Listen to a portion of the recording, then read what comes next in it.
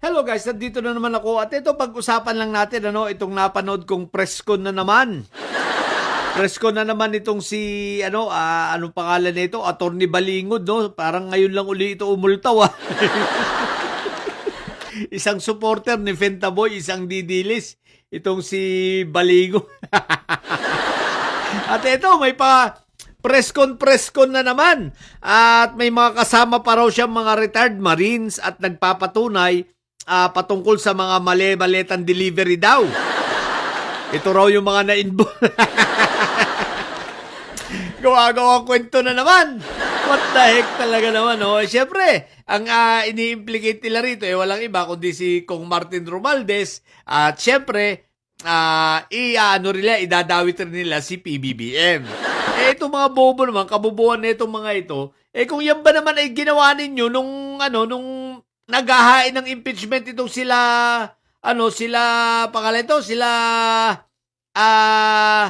Mike Diferensya, di sana napakinabangan nyo yan.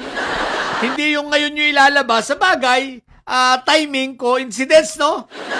Naniniwala ba kayong coincidence lang ito? Ako hindi.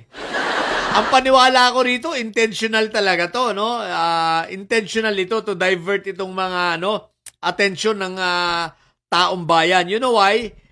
First, to divert ang atensyon ng taong bayan sa impeachment ni Sayad. Kaya lang unang-una dyan kasi by next week, malamang-lamang nasa pag-uusapan na ito sa Committee on Justice, no?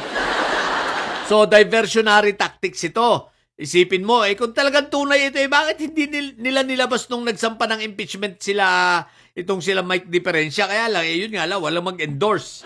Di sana ito, kung tunay ito, matibay na ebidensya ito, itong lahat ng ito, pasusumpain ito, di ba? Gagawa itong mga ito ng sinumpaang salaysay, di ba? Ang problema, hindi nila nagawa. Ibig sabihin, bakit ngayon lang? Kasi nga, intentional, at ito ay gagawin nila para i-divert ang mga issues, no? Lalo na ang impeachment. Pangalawa, una yung impeachment. Pangalawa, itong sa ICC, di ba? Para mawala ang atensyon ng tao dahil talagang lugmok na lugmok sila sa ICC. At kitang-kita na talagang wala silang pupuntahan doon. Shoot sa Valdez si Fentaboy. Ang pangatlo, para i-divert, alam nyo kung kasi yung pagsasalita ni Sayad na sabi niya itatakbo siyang presidente, ang bilis na laos. Ang bilis na laos. Diba? Kumbaga, kakabanat pa lang, laos na agad. What the heck? So, ito, mga para i-divert lang, Kasi kung tunay ito, bakit ngayon lang? Di sana isinama man na sa impeachment. Pangalawa, mga mukha bang retiradong sundalo talaga itong mga Di ba? Ang gawin nyo, magdemanda kayo, gawa kayo ng affidavit. I-demanda nyo kung tunay. O, di ba? Bakit? Ang congressman ba immune sa demanda? Hindi naman So, kung tunay yan, magdemanda kayo, gawin ninyo. At patunayan nyo sa korte.